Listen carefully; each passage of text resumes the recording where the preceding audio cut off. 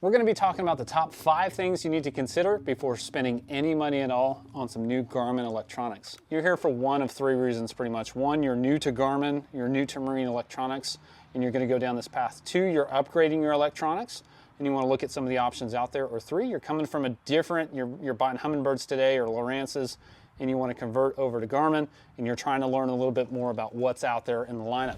So we're going to talk through networking, processing speed, screen resolution, screen recording, and sonar output. These are the top 5 things that I've learned from my own personal experience through Garmin products, as well as just following along on a lot of the Facebook groups and seeing the questions that people are asking or finding the mistakes that they've made. They've already bought a unit and it's not doing what they wanted it to.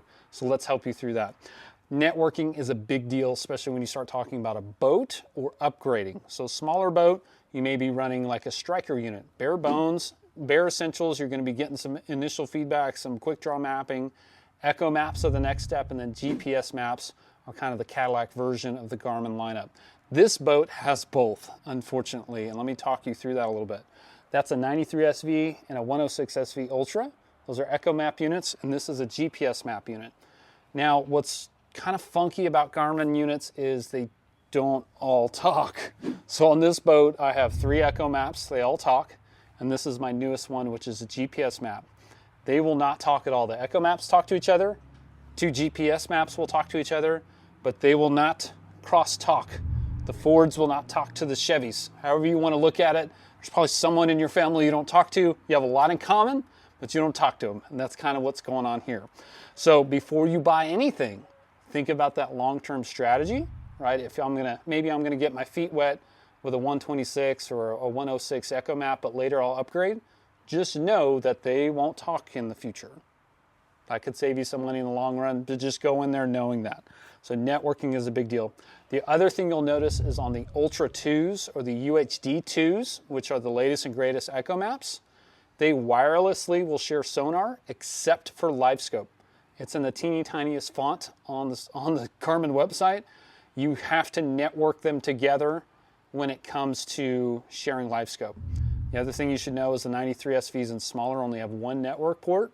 The Ultras have 2. So if you want to run 2 Ultras, you don't need a network expander or a router, for lack of a better term.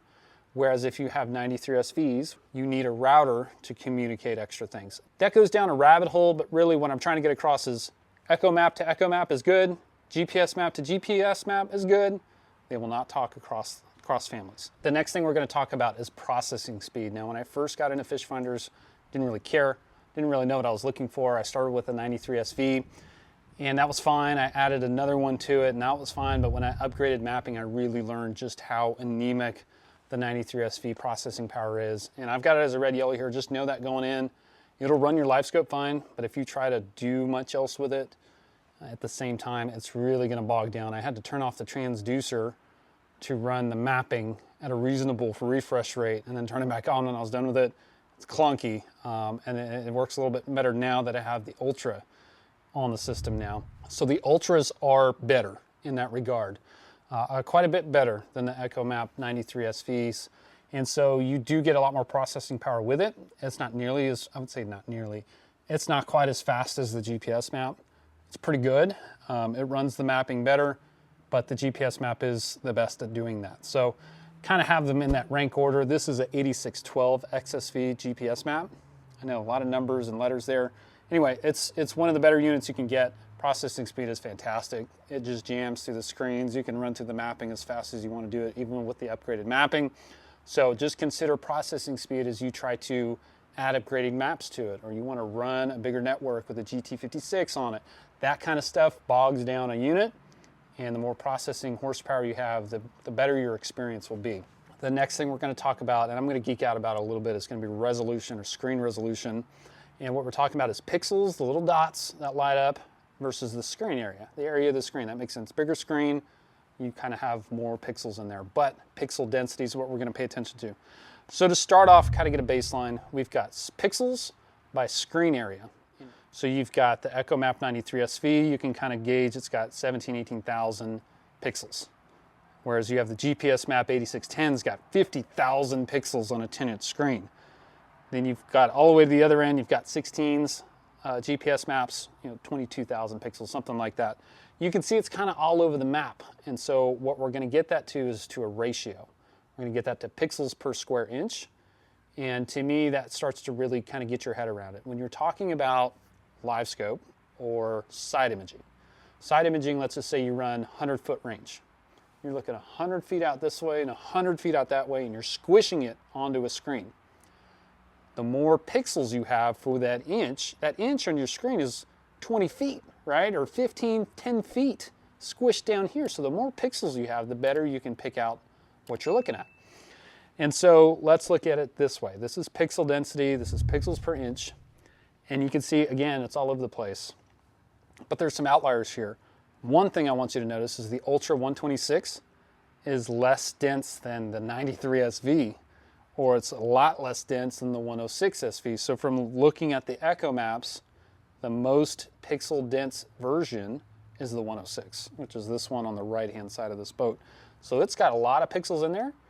Not as big of a screen, but higher resolution. It's like watching this in 1080p versus 4K. You don't really notice the 1080p till you see the 4K and you're like, holy crap, or you go vice versa, you can see that difference in resolution. So if you're looking out there, you're scanning with your live scope 110 feet, like I do with this 8612, having that density, those pixels hiding in there, gives you extended range, lets you see your bait a little bit further, lets you just kind of look at it in more detail. You can run a little faster, be a little bit more efficient. The highest by far is a GPS map 8610. This one is the 8612, so it's 34,000 pixels per inch, which is still, what is that, that's double the 126 SV for sure, which is a lot, right? You're talking double of an Echo Map 12-inch pixel density. And then the 16 start to wean out there a little bit. So then you start to kind of have this trade-off of screen size versus the number of pixels. So you're able to stand a little bit further away from it kind of thing. And even the MPT screens, I think, are 1080p, so they're still not much higher. They're actually quite a bit lower pixel density than this, but this is just talking Garmin. And the math there is, you'll see it as like I'm going to get it wrong, but I think this unit is 1200 pixels by 1080p. And then you take that, multiply those, that's the number of pixels on the screen, and then divide it by the area of the screen. So you can do this math on any screen that you want. That's not super complicated. So that's our next takeaway. The next one we have is screen recording. Screen recording's part of the reason why I bought this unit. And it's not for everybody, not at all. Maybe you're a YouTuber, maybe you want to go back and research like, hey, I caught this fish, what did it really look like? Because you're kind of in the moment, you want to see what happened, or maybe it was really cool, you had your glide bait going, and they come up and eat it, right? You've seen that on some of the cool videos out there. Screen recording is new to the Echo Map line with the Ultra 2s. So the Ultra 2 units will do it. I don't own an Ultra 2, but I've seen some people complain about it being laggy, and that goes back to the processing speed that I talked about. I would not be surprised if the Ultra 2 units are a little bit laggy. I'll put up a screen record from the 8612. It's very smooth. I've had no issues with that, but the newer GPS map units and the Ultra 2s will all do screen record. They record from your phone, not internally to the SD card or anything like that. It records from the unit to your phone through the Active Captain app. You'll have a helm option and you can record, and you just basically mirror whatever the screen sees, which is nice to have. I like it. Do YouTube videos, so that's a thing for me. Now, sonar output is another thing. So this is for you NPT users, NBT users, Russell Marine FlexGraph display users. It's also for you guys in your ice house, shanty, whatever you guys call it up north. When you're doing ice fishing, you've got a live scope with like 46 screens in your ice shack. You want to be able to output your image onto something else. So the Echo Map UHD and UHD 2s will not output to anything else. They're stuck on whatever you see on the screen is what you get. You could stick a GoPro and stare at it, and you can try it that way. The Ultra 1s, this unit, will not do it either. The Ultra 2, you can get to mirror to like a phone or an iPad through the Active Captain app. So you're no HDMI out whatsoever. Zero HDMI output on an Echo Map unit. Now when you get to a GPS map, like this one, it has HDMI, and you can do it to an iPad or a phone. So it's nice, you can literally plug a TV into the back of this thing and it will mirror up on it in pretty high resolution. The other thing you get with a GPS map unit is not only do you have HDMI, but you have USB, and the USB will control the touchscreen. That's why the MBT screens work. That's why the Russell Marine screens work, is they have touchscreen capability, so it's mirroring the unit through the HDMI, and it's controlling the unit through the USB interface. So that's how you extend your display with an aftermarket unit. That's pretty limited to just the GPS map units.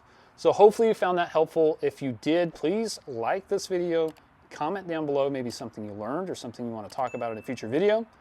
Like and subscribe to the channel, really helps me out. And we'll see you on the next one. Check out this video right here.